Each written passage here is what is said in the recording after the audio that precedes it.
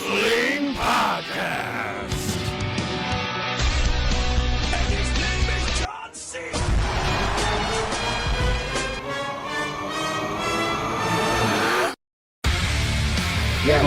Guaranteed, I will still be talking about Daniel Bryan in a week. Like, That's true. In a month, in a year. Well, Like, it has been a week because it is Friday, February 19, 2016. And you're listening to On the Heels Wrestling Podcast. I'm Kyle. I'm Ray. And I'm Brittany. So we're three cohorts. Well, we are. We are cohorts. You're not wrong. Cohorts and a TMR. We're three coworkers who love pro wrestling, and this podcast gives us a space to shoot the shit on all the aspects of our favorite pastime without getting all those confused looks from all of our friends. So this podcast is about giving you consistent, bite-sized commentary on the amazing world of wrestling. We talk a lot about WWE's main roster and NXT, though we'll occasionally touch on other promotions. Every week we'll recap Raw from the previous week or the last few, depending. Pay-per-views, takeovers, what have you, roundtable discussions, ad hoc. This episode is our recap of the past few Raws, as well as our Daniel Bryan debrief, as that is the biggest piece of news. I'm not going to cry. Yep. I'm not going to cry. 2/3 of the podcast was at the Raw in Seattle, Yes. where Daniel Bryan made his announcement, and almost three-thirds. Yeah. I unfortunately I could not make it out. I was super sad and super jealous because you guys got really great seats and got to see a lot of the action. So we figured we would go through this in sort of two pieces. First, we'll talk about the significance of this event, Daniel Bryan's sort of sudden retirement. Then kind of do a little bit of a DB retrospective, since Ray and Brittany have lots of ruminations about his career and thoughts on that. And for me, I kind of missed out on the Daniel Bryan train, unfortunately, so I'll be hitting up the network to backfill. But a question, we're all asked a lot from our friends that know of us as wrestling fans is, why was this such a big deal? Even my dad was like, what's the deal with this guy? Like, he was only there for a couple of years. Like, I don't understand. And the really funny one is, I think just because there was the gif of me crying all over the internet, I got a lot of questions of like, why is this guy important? Right. Why is this wrestler in particular getting so much focus in what's happening? Absolutely, yeah. For most fans that watch the show, especially just WWE, like, this guy was only around for 3 years. Yeah. Yet they're boasting, a 16-year-long career. Yeah. And it's kind of strange, a little bit that, like, are we mourning his huge career? Or are we mourning more like the what he could have been? I think you're mourning a little bit of both, depending on the fan you are. Like, if you've been watching him since he was American Dragon and Bryan Danielson, you're mourning the career, the 16-year-long career. Yeah. If you're mourning Daniel Bryan, who he was as a WWE wrestler, you're mourning the last 3 to 4 years since he was on Raw, right? But both of those, as a fan, whether you're casual or hardcore, both of those are important in their own right. And it's the combination of all of them that make what he did for this industry important. Yeah, I mean, for me, since I didn't get a whole lot of his career, that I was more mourning just like seeing a person who just loved their craft and what they did, and then seeing that sort of ripped from them. Yeah. Like, that was what spoke to me the most emotionally. Because, Yeah, I wasn't in a through very all that abrupt ride, way. but, Yeah. I could identify with really caring about something that much. Yeah. And then it just going away, it reminded me of, when Owen Hart died, or even, like, just people I cared about, like, dying. It was just like, boom, a sudden end. Except even harder in a way, because this guy still has to live his life without doing the thing he loves. He has to relearn how to live life. Yeah, I thought it was actually funny, this last Raw, Brie mentioning he's not dead. Yes. Yeah. And I thought that We're kind of reacting like he is, though, Yeah, right? in a It's like, way, no, I he mean- actually just now told us that he's retired. He's actually not dead, guys. We know this. Like, why are we acting like he is? Yeah, I think it's really important to note that this is the first time that the WWE has really acknowledged someone's existence prior to them being in WWE that wasn't WCW. Right. This, like, publicly, too. Yeah. They had a little bit of AJ at the Rumble, a little bit of, like, the Finn Balor stuff, but that was just, like, a More a international. small portion. And they right? really focus on international there. They're Yeah. like, Right. like, being in Japan is okay. If you're in Right. Japan, that's fine. That's fine. That's Yeah. like a whole different country or something. but, But, like- like, if you have the bulk of where you grew up as a wrestler is something like Ring of Honor, Yeah. they don't want to bring that up. TNA won't happen. No, it won't happen. Like, they still don't recognize that Sting wrestled in TNA, right? Yeah. Right. But they're totally fine with Daniel Bryan going into the ring and saying, I've wrestled for 16 years. And it's great because it not only acknowledges the indies, but it makes WWE seem that much more important. Yeah, we've only had hints of it, right? Like, there was that small segment where, Kevin Owens kind of trash-talked Cena that time when Cena was treating him like the junior. Yeah, And he's like, I've been doing this forever, dog. Yeah. And Longer than you, even. And the CM Punk sort of behind-the-mat thing that's on the network, like his...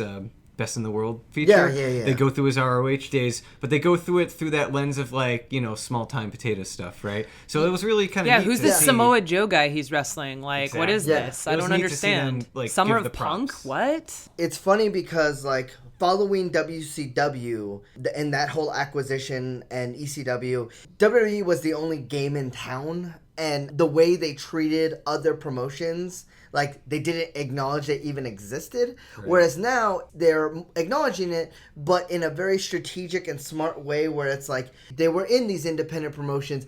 WWE is the major league. Yes. Which I Yeah. think is a much better way to position yourself as opposed to pretend like they don't exist. I think it's Yeah. also smart from a business perspective, Yeah. right? Is that you're not only trying to recruit talent from the indies because now you have to remain competitive, but you're also acknowledging that others exist, making you a more approachable employer. Yeah. They do that a lot on in NXT as well. You'll Yeah. see like Corey Graves be like, this guy wanted to try his, apply his trade in the big time, so that's why he's here at NXT now. Yeah. And Which they I think still, is pretty cool. And they still acknowledge, like, this guy was big in that area. Like, this guy was something. Whereas, with Samoa Joe, they did that pretty well in NXT. With AJ, they're doing a really good job of that in WWE. So I think that the way they're handling some of the new talent, I mean, James Storm is a bad example. Well, he even went back to TNA, I think. Yeah, he did. Yeah, So- So that's his fault. Yeah. I mean, Yeah, so we're going to sort of go through a little bit of a Daniel Bryan retrospective here, leading up to the Raw that we went to on Monday. But let's start with Ray. What were your thoughts when Daniel Bryan came on the scene? Because this is right around when you started watching again, Yeah. so you're at sort of your most critical of who's out there and what's going on. During my time away from wrestling, my brother Robert, hey Rob, he was telling me about all these indie guys, specifically 3 guys: Kevin Steen, El Generico, he loved El Generico, and Bryan Danielson, who that is Daniel Bryan's name in the indies. wait, what? Yeah, they just reversed it. He had 2 first names. Firsty. He was going on and on about these 3 guys and like, oh, these are the best in the world right now. And also CM Punk. He always talked about CM Punk. But when I started watching wrestling again, this is back in 2011. Summer of 2011 is when I got back in, and so obviously I'm seeing CM Punk, and I'm like, oh yeah, totally meets all the expectations. He's amazing. And then I'm watching only Raw. Daniel Bryan's only on SmackDown at this time, so like I'm not seeing. Oh yeah, they have the 2 separate rosters, right? Yeah, I don't know anything about the SmackDown roster. I'm not that intently watching at this point. And then WrestleMania of 2012 is the WrestleMania where Daniel Bryan gets beat in like 30 seconds. 18 seconds. 18 seconds Opening by match. the one and only Sheamus. Ah, crowd connector himself. Oh yeah. Yes. My first impression with Daniel Bryan is this is it. This Yeah. is who I've been hearing about. This is how WWE treats the indie guys. Right. And yeah, that's a bigger way to kind of think Yeah, about it. Yeah, right? and I so- specifically remember that because I was watching that WrestleMania with non-wrestling fans, and when Daniel Bryan comes out, I'm like, oh yeah, this guy's really awesome, we really like him, and then he loses right away, and the impression is, well, he's clearly not That good, yeah. He's not Yeah. that good, otherwise they would have let him actually have a match. Yep. So that was my experience with Daniel Bryan. I pretty much wrote him off. Probably like a lot of people, including people who worked there, sadly, Yeah. until he forced his way on people and started a movement, A movement. which is potentially a good segue to Brittany's ruminations. Oh man, so I was fortunate enough to kind of witness the bookend of the most recent Daniel Bryan era. Because as we talked about, I was at the Raw on last Monday on the 8th, which was an excellent opportunity. And the first Raw I ever went to was December 9th, 2013, which has been talked about a lot this week because it was the one at Key Arena where... The Slammies. It's the Slammies, which is funny enough because we're going there, we know it's the Slammies, and we're just expecting a terrible show. Because it's the Slammies, Yeah. it's not going to be entertaining. We're like, man, we got the Slammies, this sucks. Dang it. And like, Daniel Bryan came out first match and had an excellent match with Fandango.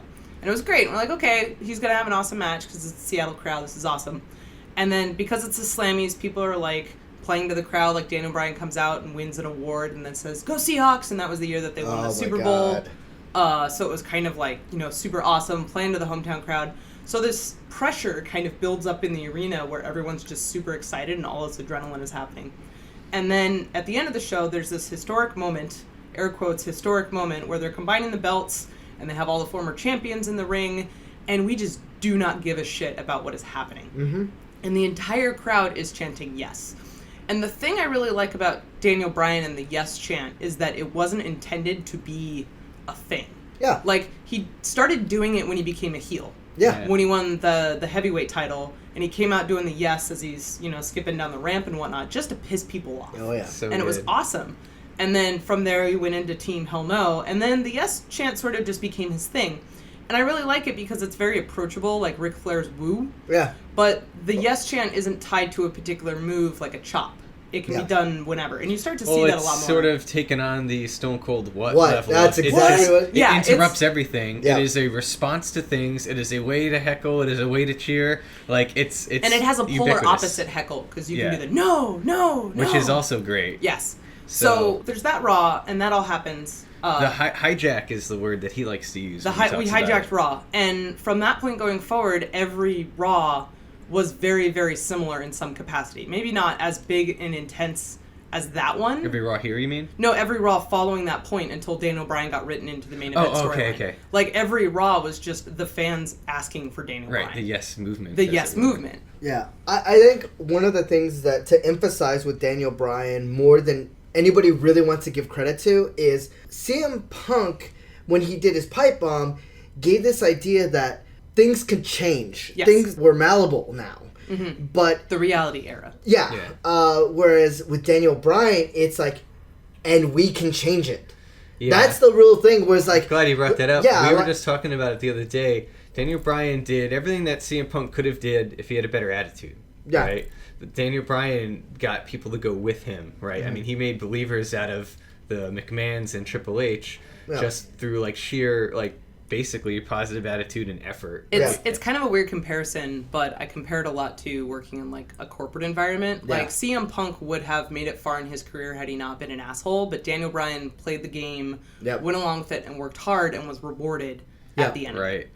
But ultimately, those two guys had a very similar story. They both came from the indies. They both were like normal looking guys. They weren't roided out or anything. Yep. Like, I could look at this guy on a stage who's an inch taller than me and 190 pounds, I'm like, this looks recognizable. Like, this is relatable. Even though I'm not a wrestler and I'm a woman, I can see this guy, and suddenly this whole That guy could be at your house playing board games. Exactly. Like, he could be a friend of mine. And that, I think, is what makes people connect with him immediately, is they see themselves in him. I think that's absolutely true with... So we're like mid-yes movement now, right? So you've been won over by now? Oh, yeah, absolutely. Okay. I think once they killed the brands, when they did the whole like, oh, we're a super show, whatever you want to call it, and we started seeing Daniel Bryan more. Team Hell No was so brilliantly written, and it was a really good pairing. I think better than that, if you look at Team Hell No on paper without context, you're like, there's no way a tag team with Kane and Daniel Bryan going to anger management therapy works. This shouldn't be funny. It shouldn't be funny. But like Dr. Shelby completely bought into the character. There was the whole hugging sequence. It was just so good. Like, words cannot describe how excellent that became because they fully committed to that. This is another thing where the WWE forgets how talented Kane is as far as doing the deadpan. When he is talking about things he likes, and it's horrible things, and he's laughing, it is the funniest thing I've ever seen. And they just don't realize what's funny about it. And I'm like, you guys had a gold mine and you never knew it. Like, Kane is really, really funny. Well, and Kane himself is just a very interesting person, and I had a lot more respect for him after reading Daniel Bryan's book. Oh, yeah. And how he talks about, like, Team Hell No as one of his favorite experiences in his career. And working with Glenn, and it's really weird to hear Ken referred to as Glenn. He's like, Glen's a super political guy. He's a real estate agent. He's got this like YouTube channel where he talks about politics. Like he's this guy that you could be like your uncle at holidays, right? Crazy. It's hilarious. I think we kind of don't necessarily need to talk about the WrestleMania moment that much. I mean, like, CM Punk dropping out when he did, it gave Daniel Bryan the chance that he needed. The stars just kind of aligned. Yeah. What's terrible about it is, you know, we were all worried about his neck. Yeah. He healed and he got better, and no one knew about the severity of his concussions. And to be honest, when I heard did you guys listen to the ESPN interview with the coach? To be honest, part of me was now, after hearing the severity of it, I was very happy he did retire. I'm absolutely happy he did now. Him retiring avoided a tragedy. Absolutely. Right. And I think he admitted the extent to which that he hid these concussions too. Yes. He hid the seizures he was having, which actually made me a little upset. Yes, because that, you know, you may have a concussion problem and you're hiding the seizures from your doctors in the WWE. You are playing with fire here. I liken it a lot to whenever we see like the Be a Star campaign, and then you see John Cena come out and call some female character a hoe or whatever, and it's like, well, that doesn't really sound nice. Like, you shouldn't really be a bully. Yeah. And in a situation like this, you have Daniel Bryan who's not taking care of himself, who's lying to his employer, but then you've got him intertwined with a storyline with Connor McCallick, or McCallick, however you say his name, and it's like this kid is, not in his own right, has cancer. And is definitely like going to die. It's just a matter of time. And you want to make that time that you have left meaningful. Yeah. And you want to take care of yourself as much as you possibly can. Yeah. And it's a weird situation because you have Daniel Bryan who wants to wrestle so that Connor can see this and Connor can keep going a little bit longer. Yeah. But at what point are you delivering a message that is now painful instead of positive? Right. Yeah. As much as I'm sure that was part of his decision, he absolutely loves wrestling, probably to a point where it was... To a fault. Yeah, to a fault. And that's actually not uncommon with wrestlers. Yeah. I mean, how many times have we seen wrestlers severely hurt themselves? Well, even in the movie The Wrestler, I don't know if you've seen it, but those scenes of the sort of washed up wrestlers, like, with keep going. colostomy bags tied to themselves, and like he's literally told he'll die if he goes in the ring, and he goes in because he just loves it too much. Yep. So that, you know, kind of is a good segue to the Raw that Brittany and I both went to. Because for me, again, I know of Daniel Bryan. I've watched some of the matches, but I didn't live through the moment, so I don't have that attachment. I mean, I can go back and watch it, and I'm sure I'll love it. Whereas like I'm at the bar ahead of time, right? And I'm fully admitting I'm going to cry on national television. I know you definitely are going to, from being your friend and stuff. But, I have a special talent of attracting cameras in intensely emotional moments. And now I'm a GIF, however you want to refer to it. I'm a GIF on the internet of me crying, and I'm actually kind of proud of this moment. It's pretty awesome. It's pretty awesome because it's like I don't care about it, right? Like I have no shame. That's my joke, right? Like no shame, all pride. But it's because this is the part of wrestling that's awesome. Yeah. This is the part where someone has touched me in a way that I just do not give a shit, and I'm crying. In a stadium of like 15,000 people. And that's kind of like, for me, that moment's like was one of the saddest things. I described it right up there with seeing the Raw tribute for Owen Hart. Right. Moment for me is, and in this case, even more sad because he has to go home and not be a wrestler anymore and live through that. But like seeing this person's livelihood ripped from them, then them having to like articulate that at their peak. Because he's only 34. Like. Had he not been hurt, he would have had at least another 10 years of active wrestling. Like, in their best of storytelling, like, you can't, do this. So you're already there, for the feels, so to speak. Right. And then now you're getting actual real-life feels, and it's, like, meta, and it's emotional, it's intense on so many levels. I think part of the reason, too, why it's so jarring is wrestling storylines never end. They keep going, potentially for decades, right? Like, there's slight turns and twists here and there, but they keep going. And what makes this jarring is that the story suddenly stopped. And it stopped not because a wrestler died, because that's often the thing that stops it, right? But it's because someone actively made the choice to stop wrestling and stop telling the story of said character. And that's very different, and that's not something that we see as fans very often.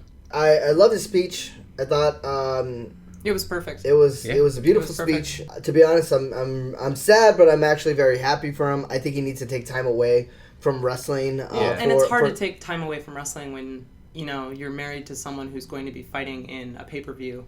Yeah, I think it would be for his benefit, for his mental health, to stay away from wrestling for a time and then come back when you're ready to train other future wrestlers. Yes. But I think if you were to go straight into training other people, it would be too soon and he would lose his damn mind. Mm-hmm. Potentially, yeah. I mean, he has shown he has got a pretty strong mind, and fortunately for him, his departure, it's bittersweet, but not like anger based, right? Yeah. Like when you hear the Colt Cabana stuff with Punk, like that, like man just physically couldn't watch because he was, so upset about it, right? Yep. Fortunately, in the Daniel Bryan case, like, he'll always be welcomed back with open arms, and like, whatever he wants. We know whenever we see him again, it'll be something cool, even if it's just clear. hearing about him training somebody at NXT, right? Like, Yep. So a fun story before we move on to this next topic. So back on that December 9th, 2013 Raw, prior to that, I was out pre-gaming for Raw with a couple of friends at a bar right near Key Arena.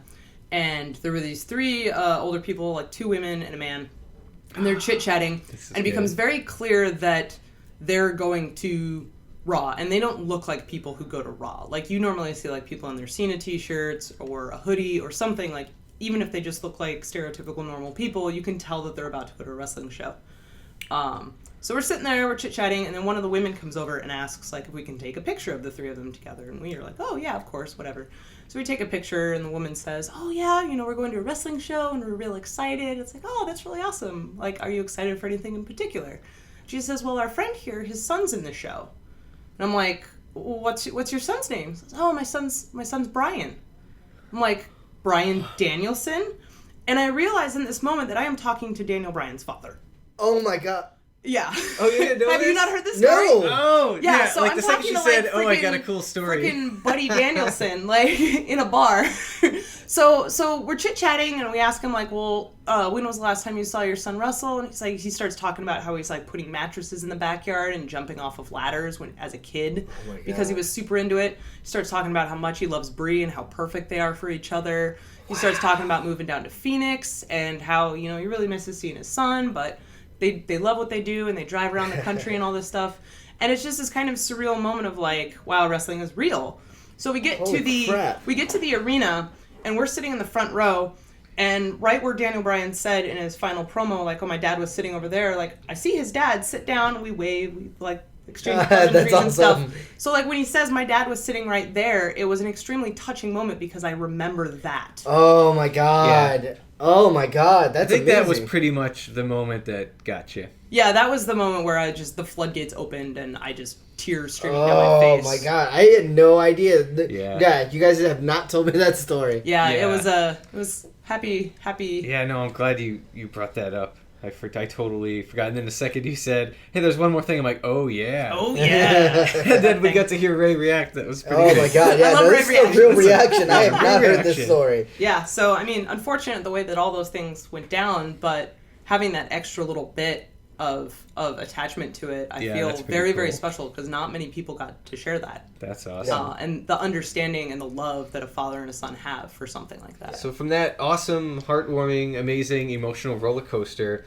to on the tail end of that, and I take like weird sort of pedantic credit for like noticing something happening, but I basically unknowingly saw like Titus O'Neil's like temporary downfall, where as he's leaving the stage, so the cameras are rolling, you see it on the Titantron, right? Daniel Bryan hugs Vince. They sort of part the Red Sea of performers. Yeah. Daniel Bryan and Brie walk by, and then, it almost like wedding procession style, then Vince is thinking he's going to walk next, and people file out, right? Yeah. Vince starts walking, and then you just see Vince get turned in like a non-sort of organic way, and then the really pissed, like, Austin, it was me face come out. And then the camera cuts off the Titantron, and you're wondering what happened, and then it zooms to a far angle, and then everyone's just walking away. And I remember thinking, well, that didn't seem like a natural motion. That's weird. Like, I wonder what happened there. And I didn't notice because my eyes are completely clogged. Yeah, So Brittany was often- still in the moment. I was just kind of like, I didn't want to leave the arena because then I knew Yeah. it'd be over. And Yeah, Kyle's we actually like, had Did to something be- just happen? And I'm like, Yeah. I don't know. We had to be told to leave by like the Security people. guards. Yeah. Wow. So anyway, that happens, right? So I'm like, oh, that's strange.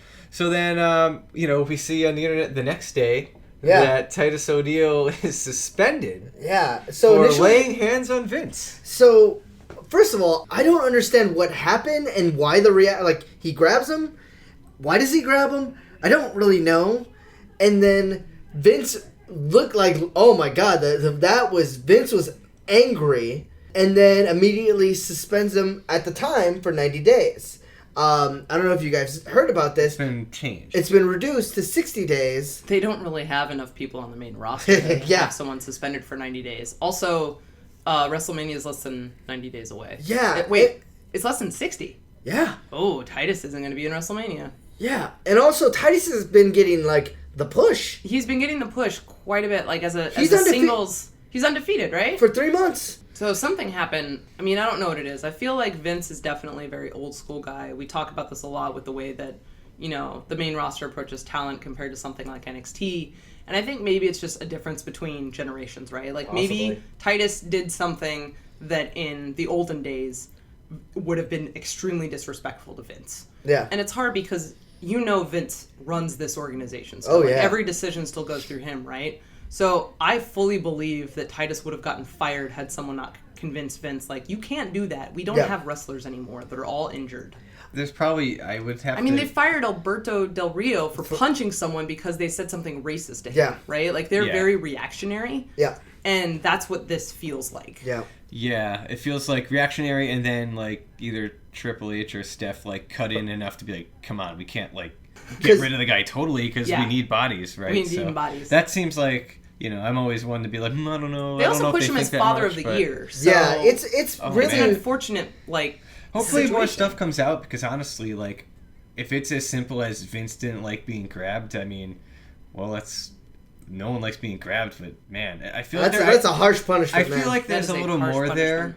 Like, and then if there is a little more there, then, you know, why is Father of the Year grabbing the guy Triple H called God, like, before the broadcast is over? Yeah, but I don't know if you caught it, but Batista went on Twitter and was like, dude, walk out. Like, basically told Titus ONeil to, put in your notice. Like, walk out. Like, that's BS. Wow. And I'm like, wow, what is going on? Like, something that's not being said, I feel like is going on. It's kind of we're all watching the politics of a company happen. Yeah. But we don't have the full story. Yeah, we don't. Weird. Yeah, like, totally, especially, again, if you look at the Daniel Bryan stuff, like, you're watching the politics of when someone does it right and when someone does it wrong. Yeah. So, let's move on to the combatants of the triple threat match, Roman, Ambrose, and Lesnar. And to me, you know, just in general, like, the Raw was pretty ho-hum outside of the Daniel Bryan stuff. Mm-hmm. The only other super thing of note we'll get to sort of last, but that being the Dudley stuff. But for Roman, Ambrose, Lesnar, like, it felt just very much like a continuation, remind you that they're there. Yeah. It was cool to see Paul Heyman in person, and the thing Brittany and I kept saying is, this man is much larger than I realized. Oh, yeah. Like, I he think is because a big guy. He stands next to Brock Lesnar on TV. And Brock Lesnar's huge. Brock Lesnar's huge. Which, also, Brock Lesnar is actually huge. Like, he looks huge on television, and then I saw him in person up close, and it's like, oh my god, this man is large. They had newly customized Suplex City shirts, not just with the city name, but the highway sign was changed to be blue and green Seahawk colors. Yeah, I saw that. Yeah, I did see that. Kind of funny. Yeah. So the thing I found interesting with this triple threat thing is that up until the Royal Rumble, they've been pushing Roman. And then all of a sudden, it seems like the focus of Fastlane is now on Dean Ambrose. Because it's all been Dean Ambrose versus Brock Lesnar. He's the only one talking. Yeah, that's true. I think he's the best speaker. He is, of the two, hands down. For sure. Lesnar is good in doses and in his moments, right? But you don't want him to continue, because it breaks the mystique, and that's why you have Paul Heyman, right? They're a great pair. Roman obviously is still working on it, hopefully. So Ambrose, it's tough because he's even more of an underdog. You know, Roman and Dean, they're cool as the brothers, but they combat each other in a way that, like, you can't do this too much. If you keep doing this, I just think it's not effective. Like, which underdog do you want to win? Do you want one versus all underdog, or do you want the actual underdog scrawny guy with, like, you know, the heart of a champ? They're not doing anything to further Reigns' story. Right. Which is going to be kind of abrupt if they do end up pushing him for WrestleMania, as we're all assuming they're going to do. Yeah. It's going to, again, undo a lot of the work they've done to get him over. Yeah. it's detrimental once more. Yeah, it's a very wishy-washy, the writing right now, which is really funny considering the last month that we had of just insanely good writing. Yes. And Yeah. Yeah. I mean, the only thing that was good of that whole moment sequence was yet again expertly done Triple H cameo unveils the belt in the suit with a shit-eating grin yeah. and leaves. Like, So he's good. got Yeah. that on speed dial, and it's great. Yeah, no, Triple H is always I a am very fantastic happy heel. with Like, heel Triple H as champion. I'm right now. starting to... we were talking about it at the restaurant before the show. I think it was Steve that said he'd be cool with, like, a 6-month run for Triple H. Oh, Absolutely. absolutely, 100%. So much. And, yeah, like, the more I keep thinking this, man, like, Have him drop it at SummerSlam. Yeah, I don't want with, this to Rollins. be temporary, and yes, I would very much love. That was where I was going with that. Rollins versus Triple H. Yeah, there you can right have there back. with you. you He's can a have your face. Rollins face turn, and he could finally hit one of those top rope moves. Yeah. You can't hit him unless you're a face. Yeah. And that would be fantastic. So I think you're right. I see Triple H holding it. I don't know if I see it, but I want it.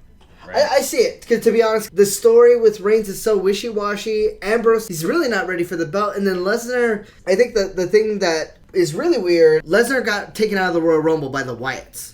Mm-hmm. Okay, that's great. And So then that's doing probably... nothing. Yeah, Nothing they'll with the probably Wyatts. do some sort of thing to lead Wyatt up. versus Ryback, who now looks like Goldberg. It's awful. I feel like I now need to channel Brittany and say, "Oh, you're surprised they dropped a wide angle?" Yeah. Ah, yeah. It's like that's how They're it goes so with the bad Wyatts. with that. It's awful. So Yeah.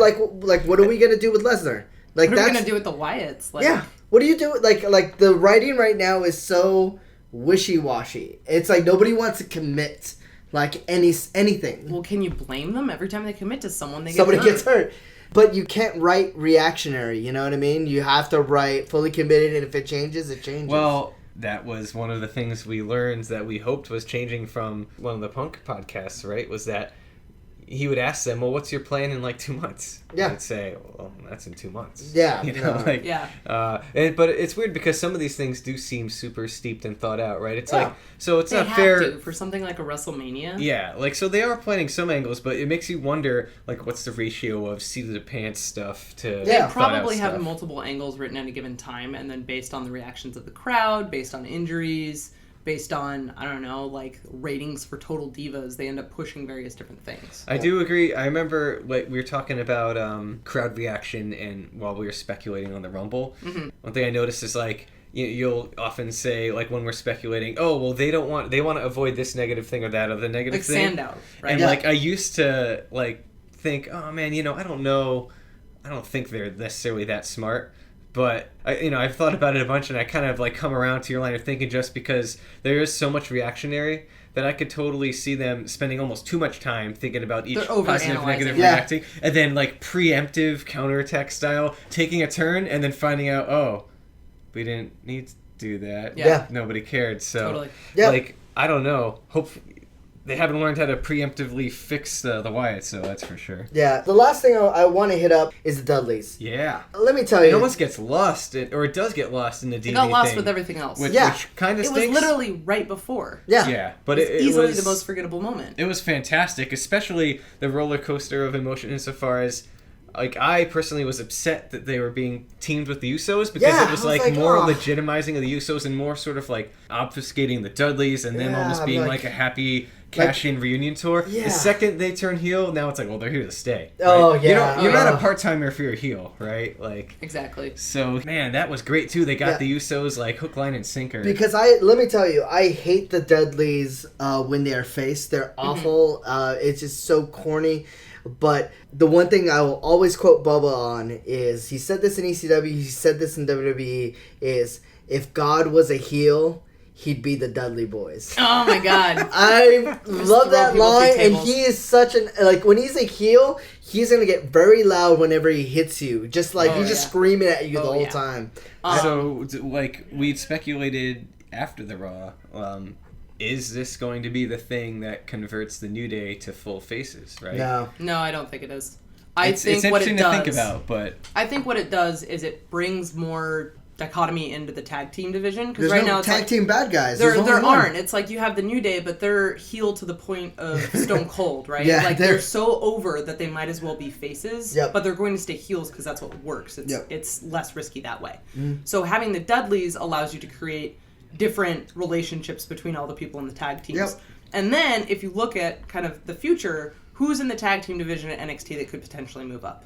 Oh my You have god. Enzo and Cass who could move up. I think You they're gonna be the have- first ones. You have Vaudevillains who could move up. You have all of these potential face teams that could move up, and you can't have a tag team division of just faces. Well, I love all those choices. Yeah. I do worry about like the Ascension situation. Yeah. Like they Absolutely. haven't. Yeah, They you have, always worry about that. They're hit or miss with their conversion rates. We'll put it that way. Mm-hmm. Right?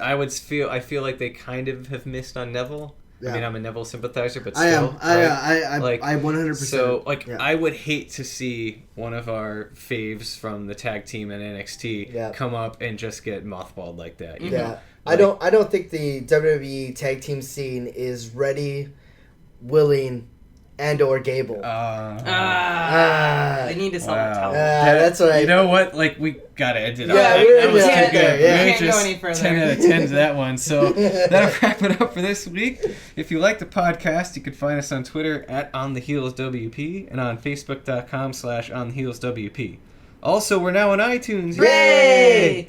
Where you can download past episodes or subscribe to future episodes. So hit that subscribe button. Hit it. Like us, follow us, tell your wrestling buddies, talk about the podcast.